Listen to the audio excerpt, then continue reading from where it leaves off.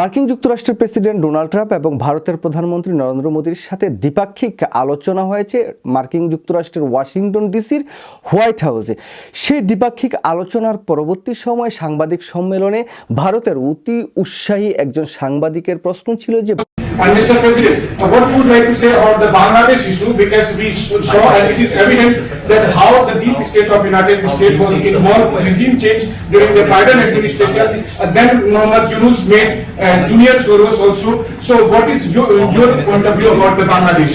বাংলাদেশের যে ক্ষমতাচ্যুত শেখ হাসিনা পরবর্তী সময়ে ডক্টর মোহাম্মদ ইউনূস সরকারটি গঠিত হলো, সেই জায়গায় মার্কিন যুক্তরাষ্ট্রের পক্ষ থেকে যে ডিপ স্টেট ভূমিকা সেটা কি পালন করা হয়েছিল কিনা বাংলাদেশে, এমন প্রশ্নের জবাবে মার্কিন যুক্তরাষ্ট্রের প্রেসিডেন্ট ডোনাল্ড ট্রাম্প বলেছেন, না, বাংলাদেশে ক্ষমতার পরিবর্তনে বা ক্ষমতাচ্যুত শেখ হাসিনাকে বাংলাদেশ থেকে বিতরণ করা অথবা প্রধান উপদেষ্টা আছেন ডক্টর মোহাম্মদ ইউনূসকে ক্ষমতায় আনার জন্য মার্কিন যুক্তরাষ্ট্রের কোনো ভূমিকা ছিল না। তার পরবর্তী সময় ডোনাল্ড ট্রাম্প বলেছেন যে বাংলাদেশের ব্যাপারে নরেন্দ্র মোদী কথা বলবেন, কিন্তু নরেন্দ্র মোদী বাংলাদেশ প্রসঙ্গে কথা বলতে গিয়ে তিনি কথা বলতে শুরু করলেন ইউক্রেন রাশিয়ার যুদ্ধ নিয়ে। Well, there was no role for our deep state. It was this is something that the Prime Minister has been working on for a long time and has been worked on for hundreds of years, frankly. I've been reading about it. But I will leave Bangladesh to the Prime Minister. जहाँ तक रूस और Ukraine के बीच का যাই হোক, কিন্তু এই বিষয়টিকে কেন্দ্র করে যখন মার্কিন যুক্তরাষ্ট্রের প্রেসিডেন্ট ডোনাল্ড ট্রাম্প এবং নরেন্দ্র মোদীর সাথে বৈঠকটি চলছিল, ঠিক সেই সময় বাংলাদেশ থেকে ক্ষমতাচ্যুত আওয়ামী লীগ এবং তার যে দোসররা মার্কিন যুক্তরাষ্ট্রে আছেন তারা ভারতীয় নাগরিকদের সাথে একত্রিত হয়ে হোয়াইট হাউসের বাইরে তারা মানববন্ধন কর্মসূচি পালন করছেন। তবে একটি কথা বলতে চাই যে বাংলা একটি প্রবাদ আছে, বাবা আপন প্রাণ বাঁচা। এখন মার্কিন যুক্তরাষ্ট্রের সাথে ভারতের যে সম্পর্ক, সেই যে টানাপোড়েন, নানা সমস্যা এবং ডোনাল্ড ট্রাম্পের যেই কথাবার্তা, সে জায়গায় দেখা যাচ্ছে যে ভারতের বিভিন্ন পণ্যের উপর মার্কিন যুক্তরাষ্ট্র অধিক ট্যাক্স আরোপের একটি সিদ্ধান্ত নিয়েছে।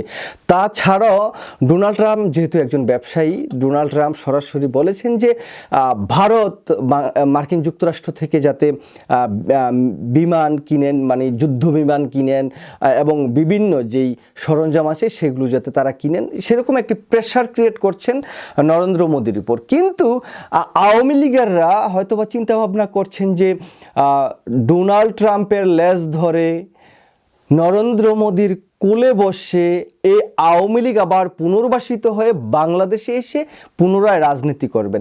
কিন্তু দুঃখের বিষয় হচ্ছে কি, এই আওয়ামী লীগ কিন্তু এখন অবধিও এই যে জুলাই আগস্ট বিপ্লবের যে গণহত্যা চালিয়েছে তারা, সেই বিষয়টি নিয়ে তারা একবারের জন্য কোনো পর্যায়ের নেতৃবৃন্দ দুঃখ প্রকাশ করেননি।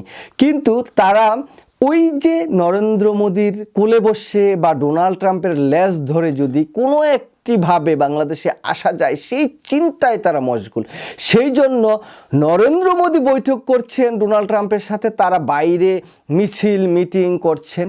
এটা আসলে অত্যন্ত লজ্জাজনক।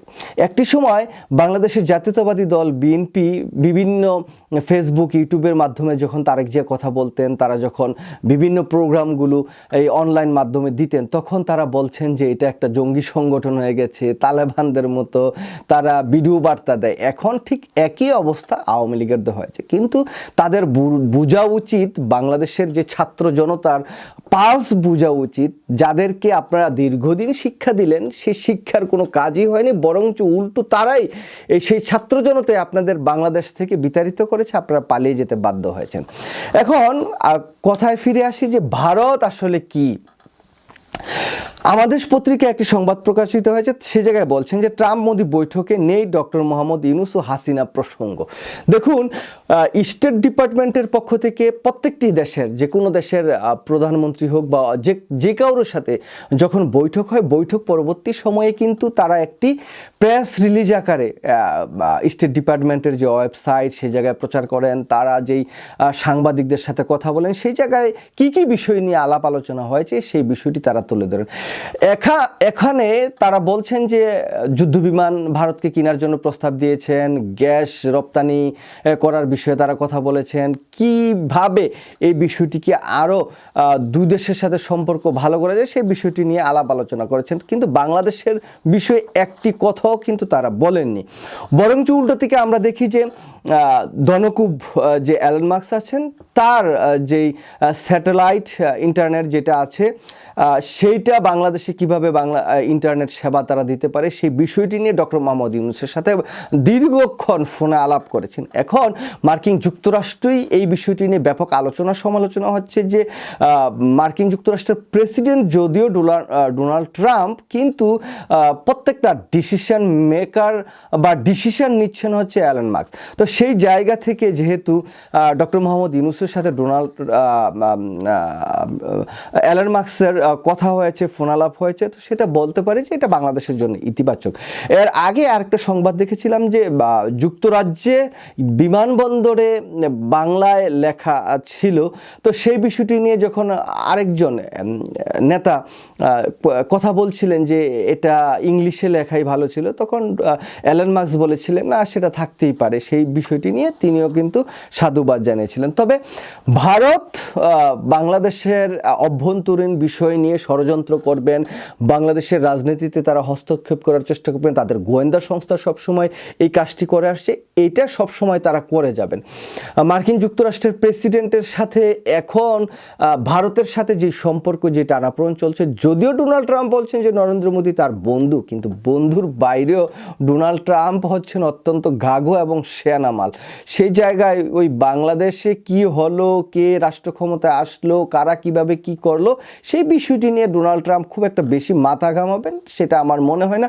অন্যদিকে জুলাই আগস্টের যে বিপ্লব, সেই বিপ্লবে ছাত্র জনতা যেভাবে নেমে এসেছিল রাজপথে এবং শেখ হাসিনাকে যেভাবে বাংলাদেশ থেকে বিতাড়িত করা হয়েছিল, সেই বিষয়টি মনে হয় যে ডোনাল্ড ট্রাম্প কিছুটা না কিছু অবগত আছেন। পক্ষান্তরে আমরা দেখছি যে বৈঠকের পর যখন এই অতি উৎসাহী সাংবাদিক ডোনাল্ড ট্রাম্পকে প্রশ্ন করলেন যে ডিপ স্টেট কি বাংলাদেশের ক্ষমতাচ্যুত শেখ হাসিনাকে বিতরণ করার প্রক্রিয়ায় সম্পৃক্ত ছিল কিনা, তখন তার পেছন থেকে মানে বলছেন যে না এরকম, মানে তাকে বুঝিয়ে দেওয়া হচ্ছে বাংলাদেশে এরকম ঘটনা ঘটেছিল, এটা বলার চেষ্টা করছিলেন। তো এই বিষয়টি দেখে বোঝা যাচ্ছে যে না, বাংলাদেশ নিয়ে আসলে সেরকম কোনো কথা হয়নি। আর বাংলাদেশের বিষয়ে ডোনাল্ড ট্রাম্প যে খুব একটা নলেজ রাখেন সেরকম না। আরেকটি বিষয় শেষ করার আগে বলতে চাই যে দেখুন, ডক্টর মোহাম্মদ ইউনূস বাংলাদেশের আনারই কোনো রাজনীতিবিদ না, আনারই কোনো প্লেয়ারও না যে ডক্টর ইউনূসকে ধাক্কা দিয়ে কেউ ফেলে দিতে পারবেন। ডক্টর ইউনূস পুরো পৃথিবীতে তার যে সম্মান, তার যে মর্যাদা, তার যে অবস্থান, সেটা তার স্বমহিমায় কিন্তু তিনি সেটা তৈরি করেছেন। এখন একটা জিনিস যদি বলি যে ভারত এই যে উপমহাদেশের সুপার পাওয়ার হতে চায়, সুপার পাওয়ার আসলে কিভাবে হবে? যে আমাদের 9 দেশ আছে, সেই দেশগুলোর সাথে কি তাদের সম্পর্ক কোথাও ভালো আছে? ধরুন চায়না, তাদের সাথে সম্পর্ক ভালো না। পাকিস্তান, মায়ানমার, নেপাল, শ্রীলঙ্কা, মালদ্বীপ, ভুটান, বার্মা, বাংলাদেশ, কার সাথে ভারতের সম্পর্ক ভালো আছে? সবার পাছায় আঙ্গুল দিয়ে ভারত যদি এই উপমহাদেশের রাজনীতি করতে চান বা সুপার পাওয়ার হতে চান, তাদেরকে আসলেই কেউ মেনে নেবে বলে মনে হয় না। আর এই যে বাংলাদেশের রাজনীতি বা বাংলাদেশের সকল বিষয় নরেন্দ্র মোদীর হাতে ডোনাল্ড ট্রাম্প তুলে দিয়েছেন, সেরকম বিষয়টি কিন্তু না। ডোনাল্ড ট্রাম্প বলেছেন এই বিষয়টি নিয়ে নরেন্দ্র মোদী কথা বলবেন, কিন্তু নরেন্দ্র মোদী পক্ষান্তরে এই বিষয়টি নিয়ে কথা বলা তো দূরে থাক, বরঞ্চ সে চলে গিয়েছেন রাশিয়া ইউক্রেন যুদ্ধে। তো এই বিষয়টি দেখি বোঝা যায় যে অতি উৎসাহ আওয়ামী লীগাররা বা অতি উৎসাহী সুশীল সাংবাদিকরা বলার চেষ্টা করছেন যে হায় হায় এটা কি হলো, নরেন্দ্র মোদীর হাতে বাংলাদেশ দিয়ে দিয়েছে। তো নরেন্দ্র মোদী এসে বাংলাদেশটা শাসন করুক, দেখি কতটুকু সাহস কলিজা ভারতের আছে। সেটা তো পারবে না।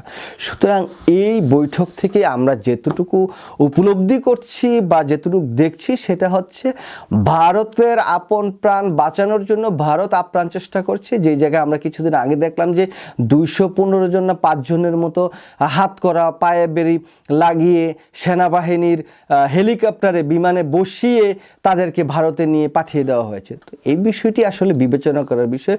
আর আওয়ামী লীগের যারা ভাইয়েরা আছেন তাদেরকে বলবো অতি উৎসাহ হয়ে আসলে লাভ নাই। আপনারা রাষ্ট্র ক্ষমতা থেকে বিতাড়িত হয়ে পালিয়ে দেশ ছেড়ে অন্য দেশে যে আশ্রয় নিয়েছেন সেই জায়গায় থাকেন, মার্কিন যুক্তরাষ্ট্রে আছেন সেই জায়গায়ও থাকেন, কিন্তু মানে বছরে সামনে আপনাদের খুব ভালো ভবিষ্যৎ দেখছি বলে মনে হচ্ছে না। এই যে আপনাদের পালিয়ে যাওয়া, যে গর্তে ঢুকে যাওয়া, সেই জায়গা থেকে ফিরে আসতে হলে আপনাদের আরও অন্তত পক্ষে মিনিমাম 10 থেকে 15 বছর সময় দিতে হবে বলে আমি মনে করি। তো যাই হোক, ওই ডোনাল্ড ট্রাম্পের লেজ ধরে আর নরেন্দ্র মোদীর কোলে বসে বাংলাদেশে আসার যে আপনাদের স্বপ্ন সেটা আসলেই কখনো বাস্তবায়িত হবে বলে আমি মনে করি না। আর এই বৃথা স্বপ্ন দেখে বাংলাদেশে এসে আপনাদের রাজনীতির পুনর্বাসিত করে দিবে ডোনাল্ড ট্রাম্প অথবা নরেন্দ্র মোদী, সেরকম ভাবার কোনো অবকাশ নাই। সবাই ভালো থাকবেন। আল্লাহ হাফেজ। আসসালামু আলাইকুম।